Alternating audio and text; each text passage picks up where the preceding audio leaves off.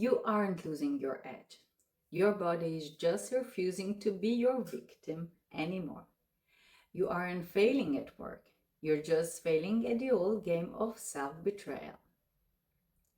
There comes a point in many women's life when the old way of functioning simply stops working. Not dramatically, not overnight, but quietly. You notice you can't push through stress the same way anymore.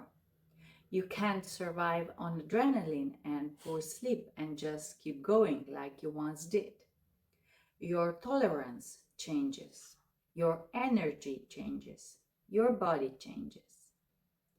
And because nobody really prepared us for that, many women make the wrong conclusion. They think, I'm becoming weaker, I'm failing, I'm losing my sharpness, I'm not myself anymore. But what if that's not true? What if your body is not betraying you, but trying to bring you back into relationship with yourself? This isn't just perimenopause, this is the performance debt.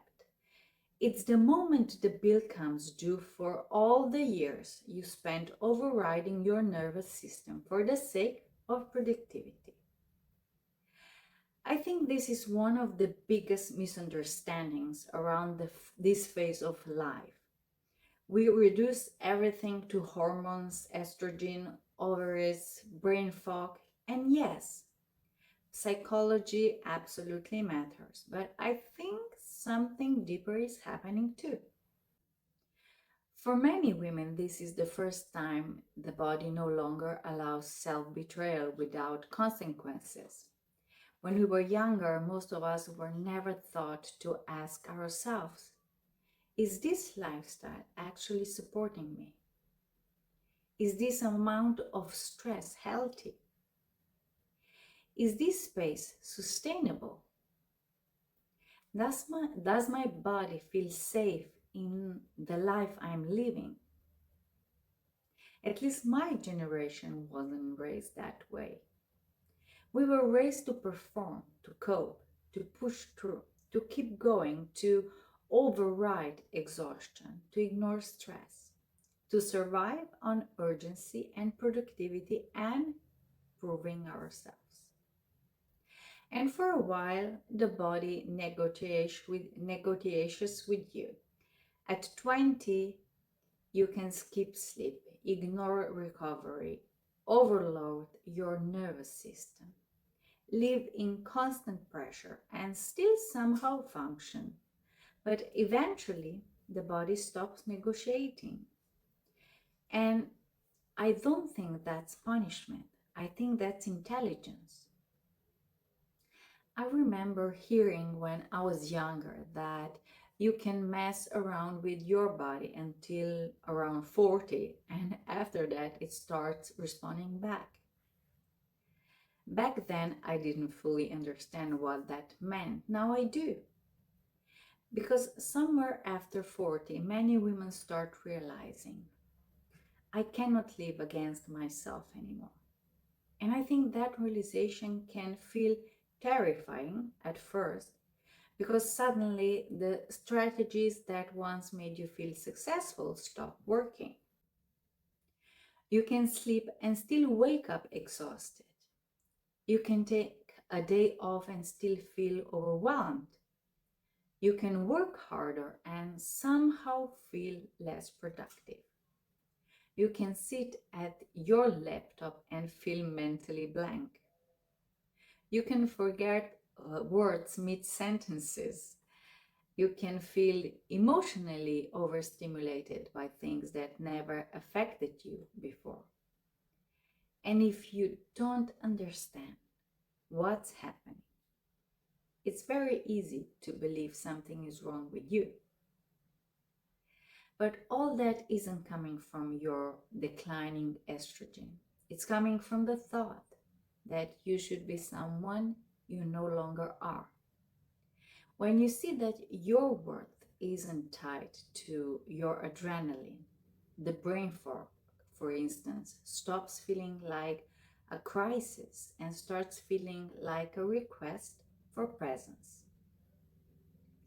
I experienced parts of this myself. Not so much depression or anxiety, for example. For me, it was more overwhelm, changes in stress tolerance, exhaustion that rest didn't fully solve, and this growing realization that I could no longer live in permanent override.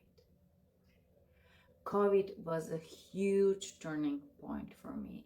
I was working, managing the household, supporting school from home with the kids, um, handling responsibilities, carrying emotional weight, trying to do everything at once. And I remember reaching a point where I thought this is not sustainable anymore. I wasn't lazy. I wasn't incapable.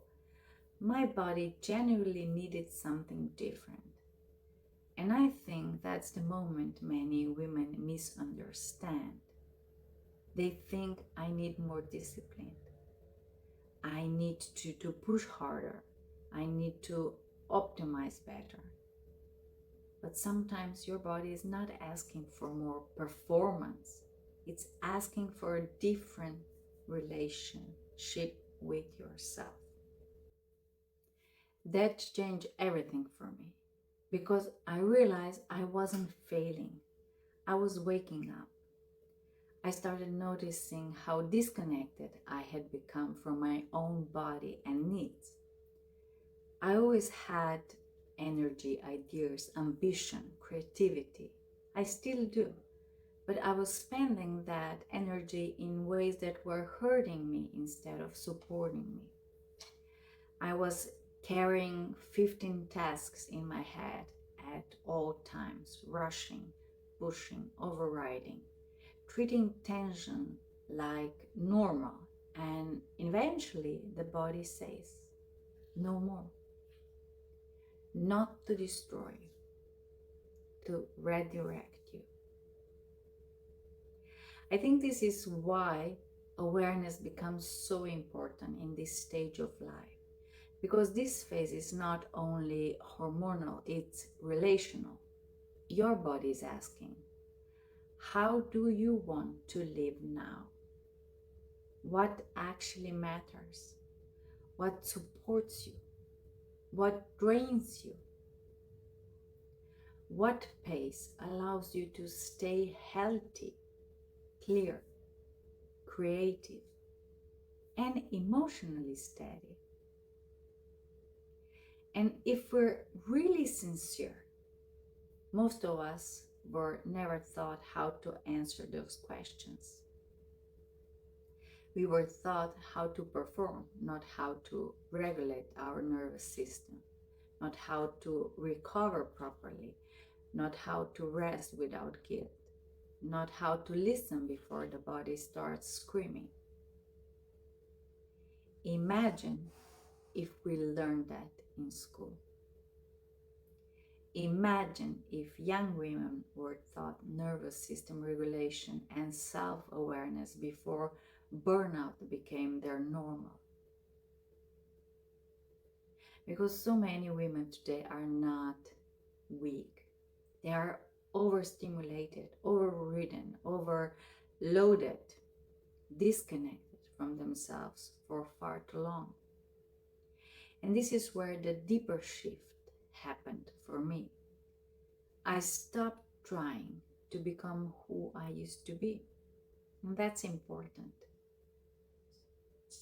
I'm not trying to become my 20-year-old self again. Every phase of life has different strengths, different wisdom, different needs, different realities.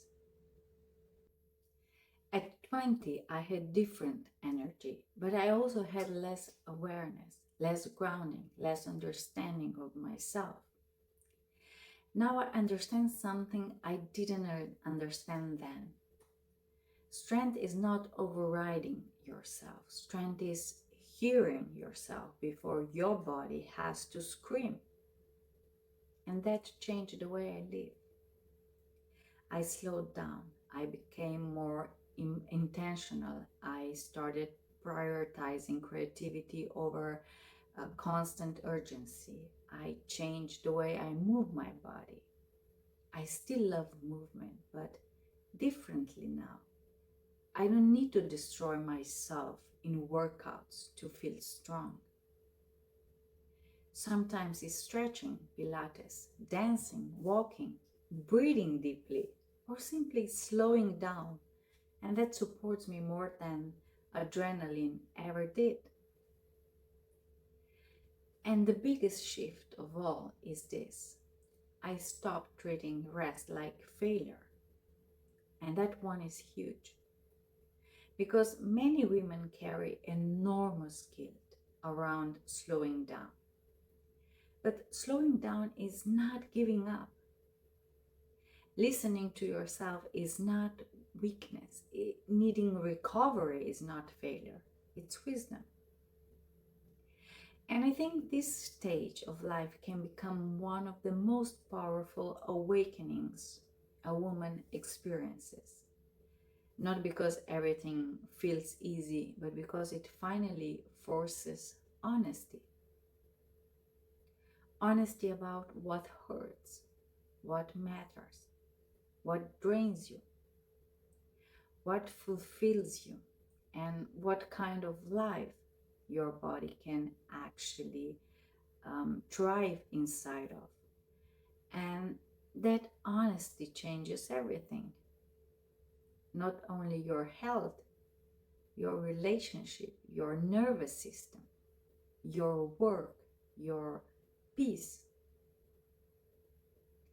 your longevity, your entire relationship with yourself. Because the goal is not just surviving longer.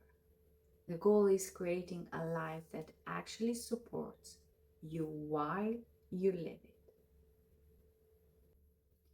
A life where your body feels safe. A life where your nervous system can exhale. A life where your success is not built on self-abandonment. And maybe that's the real shift happening here. This stage of life is not the beginning of decline. It's the end of living against yourself. So if you've been feeling overwhelmed, less tolerant to stress, emotionally exhausted, not quite like yourself, please hear this. Your body is simply asking for a new kind of leadership. Not leadership through pressure, not leadership through performance, but leadership through awareness, through partnership, through self-respect, through honesty. And maybe becoming fully honest with yourself is not a problem. Maybe it's the beginning of finally building a life that supports your back. Because your body is not the enemy. It's actually the wisest thing trying to guide you home. So today, don't try to fix your hormones. Just try a 10-second pause. Take 3 deep breaths and slowly slide your fingers from your shoulder all the way down to the tips of your fingers on the other hand. Feel the skin, feel the texture. Use that sensation to bring yourself back to your body, back to this moment. That is the leadership your body is actually asking for. Present one. Welcome home.